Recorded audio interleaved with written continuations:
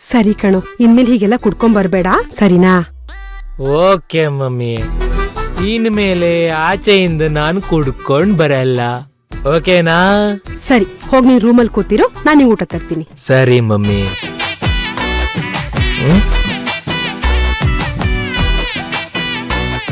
ಏನಂದ ಇವನು? ಇನ್ಮೇಲೆ ಆಚೆ ಕುಡ್ಕೊಂಡ್ ಬರಲ್ಲ ಅಂತನಾ?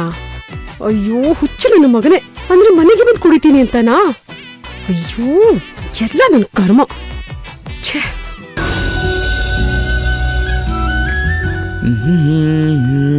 ಅಥರ್ವ ಅಪ್ಪ ಬಾರೋ, ತಗೋ. ಏನಪ್ಪ ಇದು? ದೇವಸ್ಥಾನಕ್ಕೆ ಹೋಗಿದ್ದೆ ಕಣೋ, ಭವಾನಿ ಹೆಸರಲ್ಲಿ ಅರ್ಚನೆ ಮಾಡಿಸಿದ್ದೀನಿ.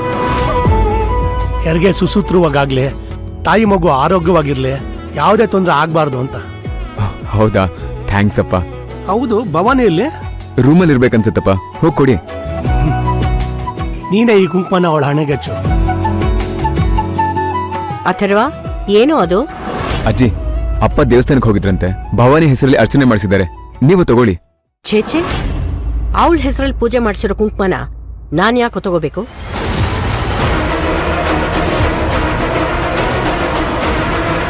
ಅಜ್ಜಿ, ಇದು ದೇವ್ರ ಪ್ರಸಾದ, ಹಾಗೆಲ್ಲ ಹೇಳ್ಬಾರ್ದು. ಪ್ರಸಾದ ದೇವ್ರದಾದ್ರೂ ಅರ್ಚನೆ ಅವಳ ಹೆಸರಲ್ಲಾಗಿತ್ತಾನೆ. ಅದಕ್ಕೇನು? ನಿನಗೇನಪ್ಪ, ಹೆತ್ತವ್ರಿಗೆ ಹೆಗಣ ಮುದ್ದು, ಕಟ್ಕೊಂಡವ್ರಿಗೆ ಕೋಡ್ಗಾನೆ ಮುದ್ದಂತೆ. ಆದ್ರೆ ಅವಳು ನಮ್ಮನೆ ಮಾನ ಮರ್ಯಾದೆನ ಬೀದಿ ಪಾಲ್ ಮಾಡ್ದವಳು, ನಮ್ಮ ವಂಶದ ಗೌರವನೇ ತೆಗಿಯಕ್ ಬಂದಿರೋಳು. ಅಂಥವಳಿಗೆ ಕುಂಕುಮ ಕೊಡಕ್ ಹೋಗ್ತಾ ಇದೀಯಾ? ಏನತ್ತ ಇದು? ದೇವ್ರ ಹೆಸರಲ್ಲಿ ನೀವು ಅತ್ತೆ ಅನ್ಬೇಡ. ನಿಮ್ ಬಾಯಲ್ಲಿ ಅದನ್ನ ಕೇಳಕ್ಕೆ ನಂಗೆ ಅಸಹ್ಯ ಆಗತ್ತೆ. ಎಲ್ಲ ಹೋಗುತ್ತೆ ಮಿಡಲ್ ಕ್ಲಾಸ್ ಬುದ್ಧಿ. ನೀನು ಮಿಡಲ್ ಕ್ಲಾಸು, ಅವಳು ಮಿಡಲ್ ಕ್ಲಾಸು.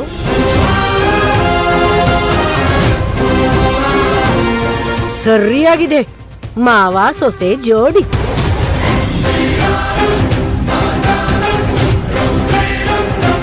ಅದಕ್ಕೆ ಅವಳ ಹೆಸರಲ್ಲೇ ಅರ್ಚನೆ ಮಾಡಿಸ್ಕೊಂಡು ಬಂದಿದೀಯ.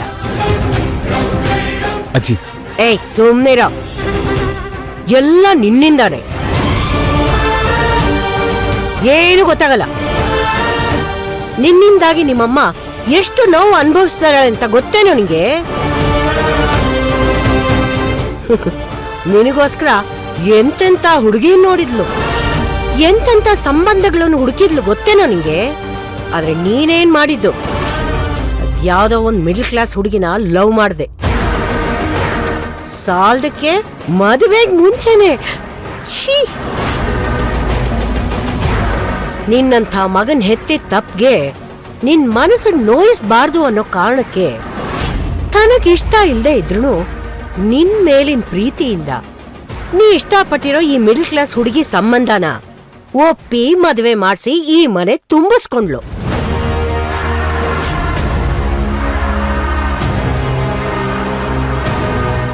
ನಿಮ್ಗೆಲ್ಲ ಅವಳ ನಗು ಮುಖ ಮಾತ್ರ ಕಾಣಿಸುತ್ತೆ, ಆದ್ರೆ ಅವಳ ಮನ್ಸು ಒಳಗಡೆ ಪಡ್ತಿರೋ ವೇದನೆ ನನಗ್ ಮಾತ್ರ ಗೊತ್ತು.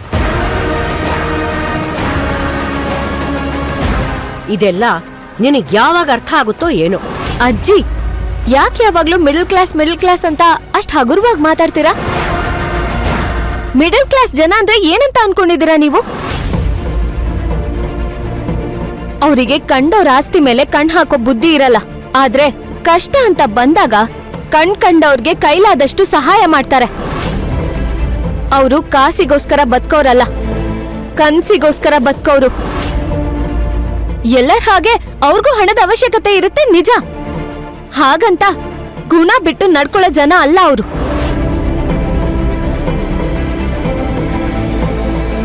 ಅವ್ರೇನಾದ್ರೂ ಹಾಗ್ ನಡ್ಕೊಳಕ್ ನಿಂತಿದ್ರೆ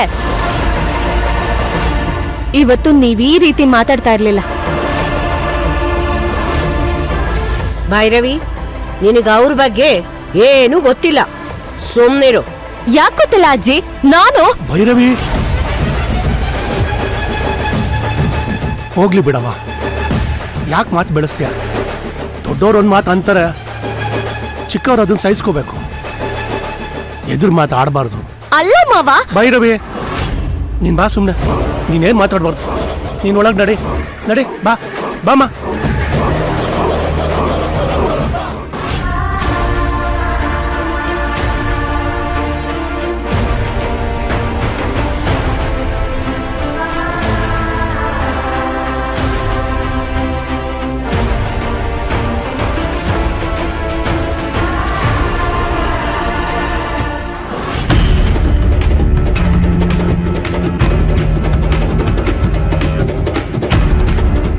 ಮಾವ ಯಾಕೆ ಭೈರವಿನ ಬೇಕು ಅಂತ ತಡೆದ್ರು?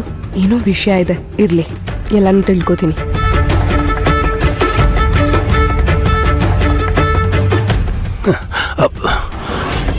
ಏನ್ ಮಾಡಕ್ ಹೊರಟಿದ್ಯಮ್ಮ ನೀನು?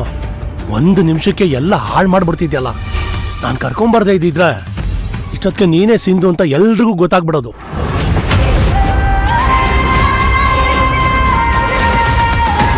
ಸಿಂಧುನ ಮತ್ ಏನ್ ಮಾಡ್ಲಿ ಅಂಕಲ್? ನನಗ ಆ ಟೈಮಲ್ಲಿ ಏನ್ ಮಾತಾಡ್ಬೇಕು ಏನ್ ಮಾಡ್ಬೇಕು ಅಂತಾನೆ ಗೊತ್ತಾಗ್ಲಿಲ್ಲ. ನೀವೇ ನೋಡಿದ್ರಲ್ಲ ಅಜ್ಜಿ ಹೇಗೆಲ್ಲ ಮಾತಾಡಿದ್ರು ಅಂತ. ನೀನ್ ಅವ್ರನ್ನ ಈಗ ನೋಡ್ತಾ ಇದ್ದೀಯಾ? ನಾನು ಎಷ್ಟು ವರ್ಷಗಳಿಂದ ನೋಡ್ತಾ ಇದ್ದೀನಿ. ನಾವು ನಡೆದಾಡೋ ದಾರಿನಲ್ಲಿ ಹಾವಿದೆ ಅಂತ ಗೊತ್ತಾದ್ಮೇಲೆ ನಾವೇ ದಾರಿನ ಬದಲಾಯಿಸ್ಬೇಕು, ಇಲ್ಲ ಹಾವನ್ನ ಹಿಡಿಸ್ಬೇಕು.